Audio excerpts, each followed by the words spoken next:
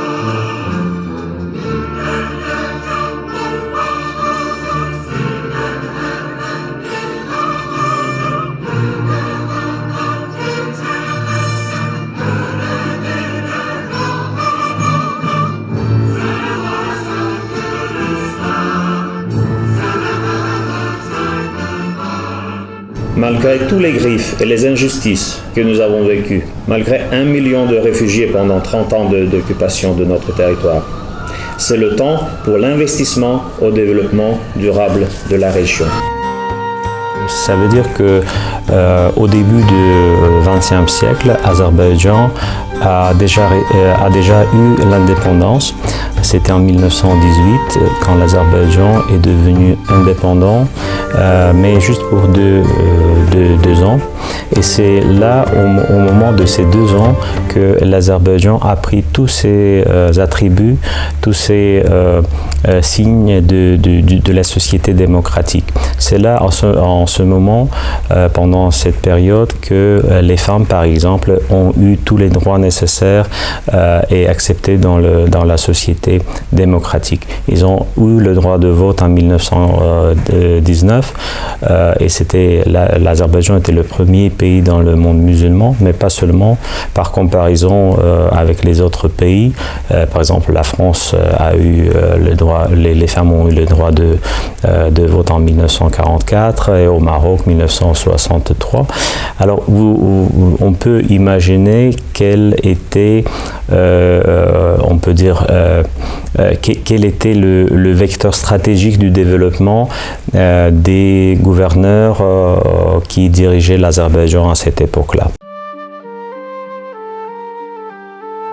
Malheureusement, cette République démocratique d'Azerbaïdjan n'a pas pu exister longtemps. Dans 2 années, c'était inclus au sein de l'Union soviétique où l'Azerbaïdjan, en tant qu'une des républiques de l'Union soviétique, a existé pendant 70 ans.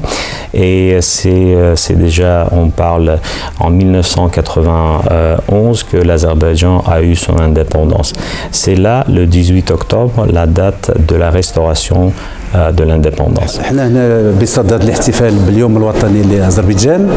هذه الذكرى اللي احنا منذ تأسيس الجمعية في 2008 وحنا كنحتفلوا بهذه المناسبة هذه، وبغينا نستغلوا هذا الظرف هذا باش اولا نهنيو القيادة والشعب الأذربيجاني بهذه الذكرى هذه، لأنها ذكرى غالية على الشعب اللي كيحتفلوا بالعيد الوطني بعيد عودة الاستقلال. وهذه السنة كتقتضي صبغة جديدة لأنهم كيحتفلوا بهذا العيد الوطني بعد استرجاع الوحدة الترابية والوطنية لبلدهم. Je voudrais inviter à prendre la parole son Excellence, Monsieur Mohamed Mehdi Ben Saïd, ministre de la Jeunesse, de la Culture et de la Communication.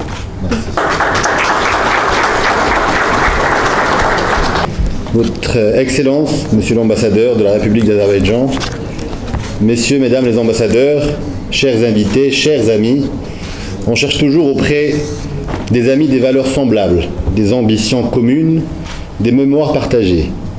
Il se fait que le Maroc et l'Azerbaïdjan ont beaucoup de traits en commun, enracinés dans leur région et aux portes de l'Europe, à la croisée des continents, creuset de civilisation, foyer de l'histoire et cependant ouverts à la modernité et à l'innovation.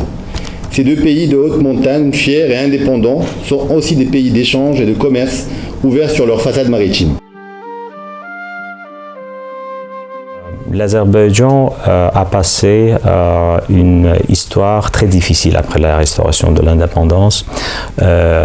Ici, on peut parler de la guerre, on parle de la guerre de Karabakh, au bout de laquelle l'Azerbaïdjan, malheureusement, a perdu 20% de son territoire, mais aussi presque 1 million de réfugiés ont dû se déplacer du territoire de ces territoires occupés, mais aussi du territoire de l'Arménie où ils vivaient pendant des siècles.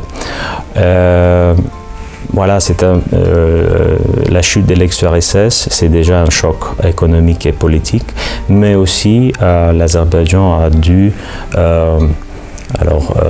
développer son économie dans le fond de des résultats de cette première guerre de Karabakh.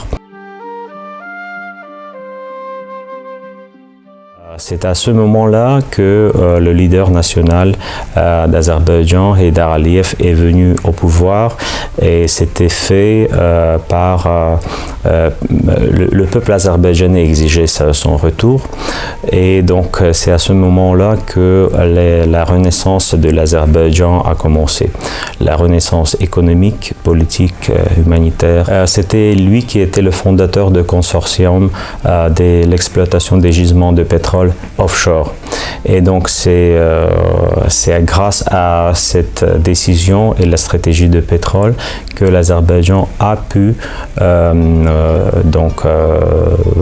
renforcer son économie, renforcer son armée et renforcer la capitale humaine du pays.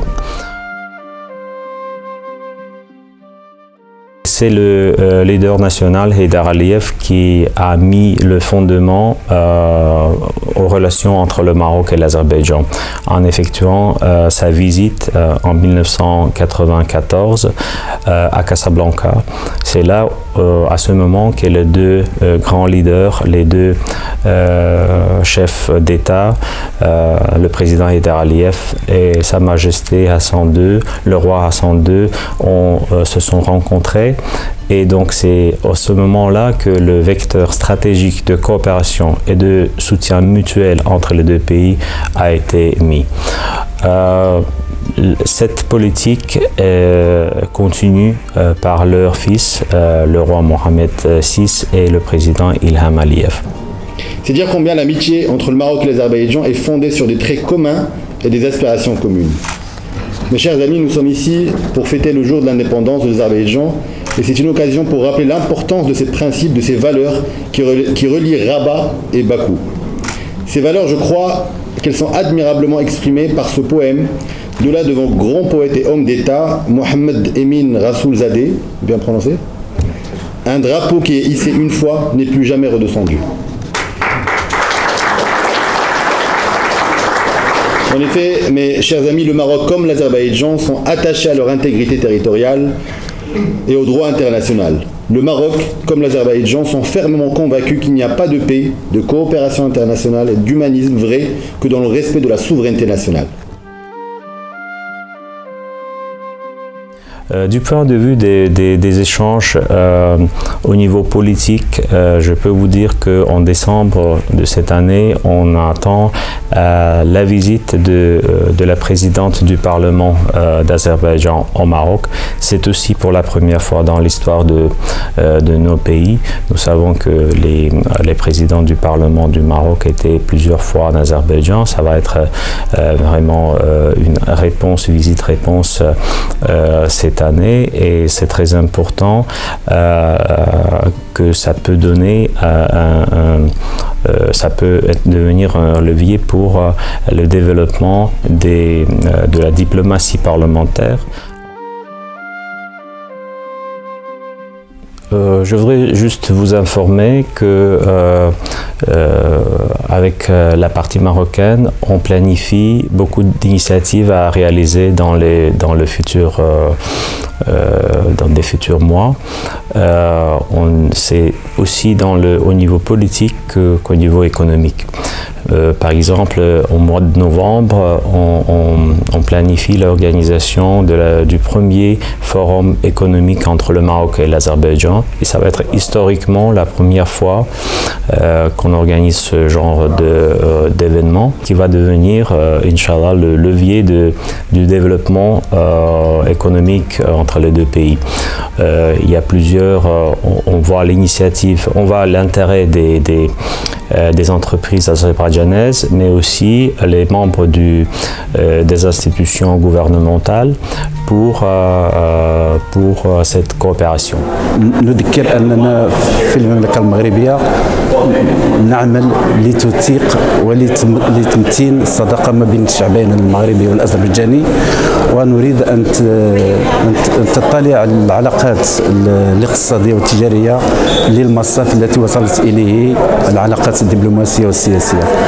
فمرة أخرى كنهنيو الأذربيجانيين بهذه المناسبة هذه ونتمنى لهم الازدهار تحت القيادة الرشيدة لفخامة الرئيس إلهام علييف. Au niveau humanitaire et culturel, on planifie des événements qui vont être réalisés cette année et l'année prochaine.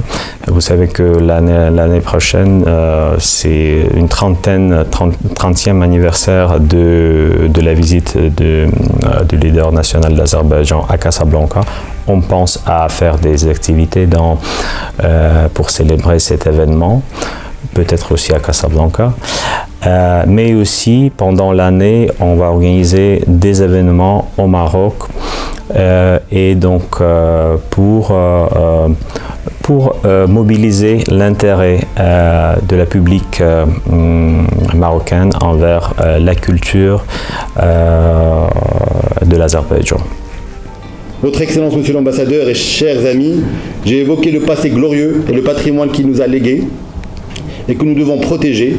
J'ai évoqué les actions envisagées dans le futur pour promouvoir la coopération culturelle entre nos deux pays. Pour redire notre amitié envers l'Azerbaïdjan, je souhaiterais terminer ces quelques mots par une évocation du présent. Et je citerai cette fois votre célèbre poète, Saïd Ali Madani Nassimi. Je cite bien, ça va ? Laissons là, en mon cœur, les promesses, profitant de l'instant. Hier n'est plus, demain est indistinct et le bonheur est maintenant. Merci.